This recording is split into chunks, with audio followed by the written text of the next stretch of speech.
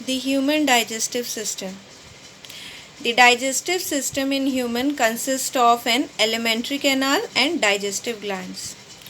The alimentary canal is a long tube-like structure beginning from mouth and ending with the anus. Mouth is where food is taken and the anus where the undigested food is expelled out.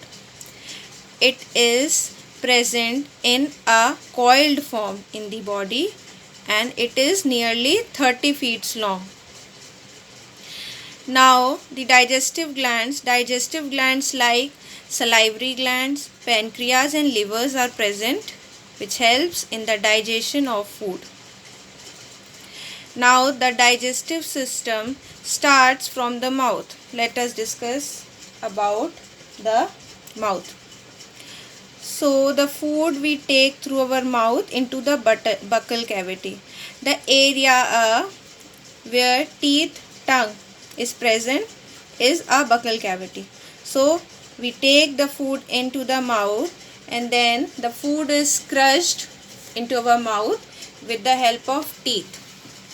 And the process of chewing and breaking down the food into small pieces with the help of teeth is known as mastication or chewing. Now there are two types of teeth, milk teeth and permanent teeth. Milk teeth is present till the age of 7 and after that is replaced by the permanent teeth. Milk teeth are 20 in number whereas permanent teeth are 32 in numbers. Now these teeth are of 4 different shapes, depend on the function. Incisors, canine, molar and premolar. Look at this structure. This is incisor, canine, molars and premolars. These 4 types of teeth are present in our mouth. Now incisors are flat and blade-like teeth placed in the front. They are used for cutting food. Now the next is canine. They are sharp and pointed teeth present either side of the incisor and these are used for tearing of the food. Then comes molar and premolars. These are broad teeth useful for crushing and grinding the food. This is the diagram. Just look at, there are 4 incisors in the upper and lower both the jaws, then 2 canines side by side, then premolars and molars. Now the next organ comes is tongue. Tongue is a very important muscular organ present in the mouth. It is helpful in many ways. Like it helps in bringing the food to the teeth for chewing, and it also has a taste bud present on its surface which help it to distinguish the taste like sour taste, salty, sweet or bitter. Look at this diagram. This surface here we get the taste. If the thing is sweet, we get it here, salty, sour, bitter, sour. Okay. Now after tongue, secretion of saliva. When we chew the food, saliva comes and helps it and moisten it. So saliva contains an enzyme known as amylase which is responsible for the digestion of starch present in food. It converts the starch into the maltose. With the help of saliva, the food is moistened and converted into the bolus form. Then it is pushed into the tube known as pharynx. This is pharynx. Then after pharynx, it is transferred into the esophagus. But before going into the esophagus is a food pipe. There is a flip-like structure called epiglottis, which prevent the entry of the food into the windpipe. So after the entry of the food into the esophagus. What is esophagus? Esophagus is a muscular tube which runs through the chest cavity. It is present in the chest cavity and it opens into the mouth. Here in the esophagus, the muscle contract and relax. This is known as peristalsis. This helps in the movement of food into the stomach. Now after esophagus comes stomach. Now in stomach, the second digestion takes place. First digestion takes place in the mouth, and the second is in the stomach. Now stomach is a muscular J-shaped like structure. This part of the alimentary canal is wider in shape. Now in this stomach, there are digestive juices which are secreted. These juices are called gastric juices. These juices contain enzymes and hydrochloric acid. Enzyme like pepsin.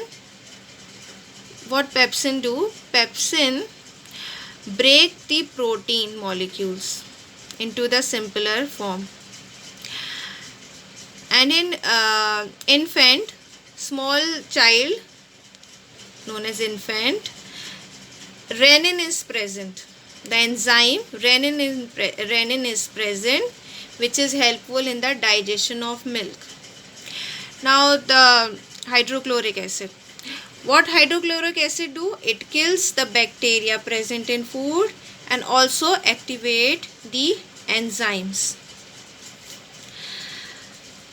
Now what happens in the stomach? How the process takes place? The gastric juice pour over the food and food is thoroughly mixed by the action of muscular wall of the stomach with contract and relax slowly and repeatedly. Like this, the food gets digested and is crushed and converted into semi-fluid, which is known as chyme. Now after this, the semi-fluid passes into the small intestine. Now small intestine.